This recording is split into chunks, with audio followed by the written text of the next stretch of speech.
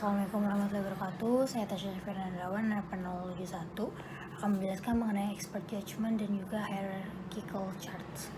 Nah, di sini tuh expert judgment banyak organisasi mengandalkan perasaan intuitif dan pengalaman para ahli pada masa yang telah dilakukan untuk membantu mengidentifikasi potensi risiko proyek. Para ahli dapat mengkategorikan risiko sebagai tinggi, sedang, atau rendah dengan atau tanpa teknik yang lebih canggih.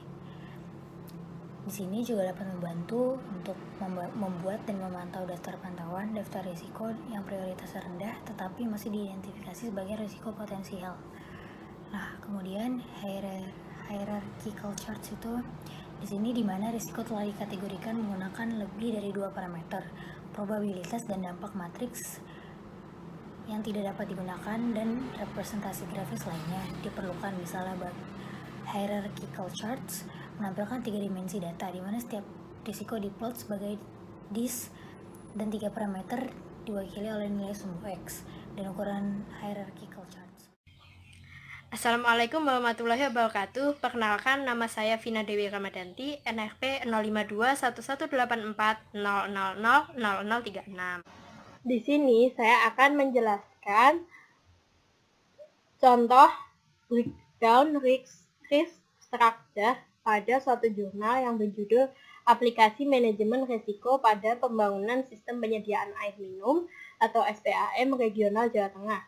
Studi kasus pembangunan jaringan transmisi SPAM regional Bregas. Nah, pada jurnal ini telah dilakukan work breakdown structure di level 1, yaitu resiko-resiko dibagi menjadi kategori-kategori tertentu. Nah, pada jurnal ini resiko tersebut dibagi menjadi 8 kelompok resiko besar, yaitu resiko terkait perizinan atau prakonstruksi, resiko desain dan studi, resiko terkait pembebasan lahan, resiko terkait pembiayaan, resiko terkait pembangunan atau konstruksi, resiko terkait peralatan, resiko force majeure, resiko politik dan sosial.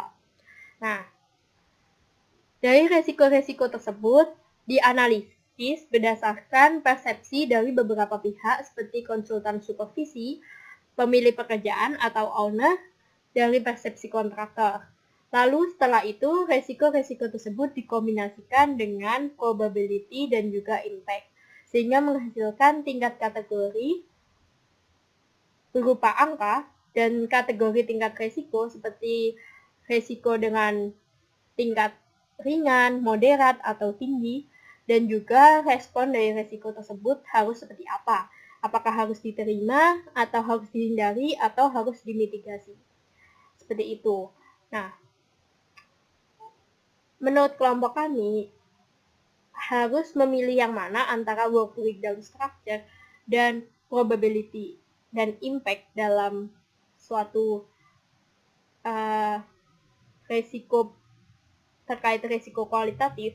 Nah, menurut kelompok kami harus dikombin kedua-duanya, yaitu antara resiko antara work breakdown structure dengan probability dan impact-nya. Sehingga ketika suatu resiko sudah di risk breakdown structure sudah di breakdown menjadi lebih detail, setelah itu probabilitas dan impact-nya dihitung, maka akan menghasilkan respon terkait resiko tersebut dengan lebih detail. Misal, resiko dengan contoh pelelangan tidak sesuai aturan adalah kategori ringan, dapat diterima. Sedangkan resiko dengan gambar tender tidak lengkap, harus dihindari. Dengan melakukan probability dan impact, suatu resiko yang telah di breakdown dapat kita tentukan langkah apa yang harus kita lakukan.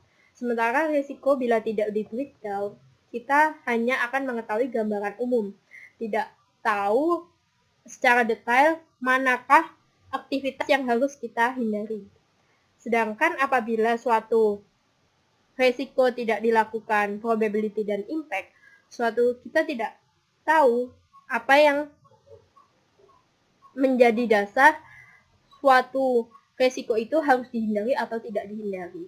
Seperti itu. Jadi lebih baik mengkombinasikan keduanya antara resiko yang antara probability dan impact dan juga antara risk breakdown structure. Sekian, terima kasih. Assalamualaikum warahmatullahi wabarakatuh. Perkenalkan, nama saya Alda Nandini Hadianti, NRP 0095 dari kelas MPTID kelompok 6. Di sini saya akan menjelaskan mengenai probability and impact matrix. Jadi, probability and impact matrix merupakan representasi tabular yang memberikan nilai numerik untuk setiap nilai kombinasi probabilitas dan nilai dampak. Nah, kombinasi dan peringkat ini digunakan untuk penanganan resiko yang lebih mudah. Dengan kata lain, matriks probabilitas dan dampak dapat membantu menentukan resiko, di mana dapat memerlukan rencana respons resiko yang lebih rinci. Nilai numerik ini diperoleh dengan mengalihkan nilai probabilitas dan nilai dampak yang diharapkan akan tersedia dalam aset proses organisasinya. Penilaian resiko ini ditetapkan untuk resiko berdasarkan probabilitas dan dampak yang dinilai. Evaluasi setiap kepentingan dan prioritas resiko biasanya dilakukan menggunakan tabel atau matriks probabilitas dan dampak. Matriks ini berguna untuk menentukan kombinasi probabilitas dan dampak mengarah kepada peringkat resiko sebagai prioritas rendah, sedang, atau tinggi.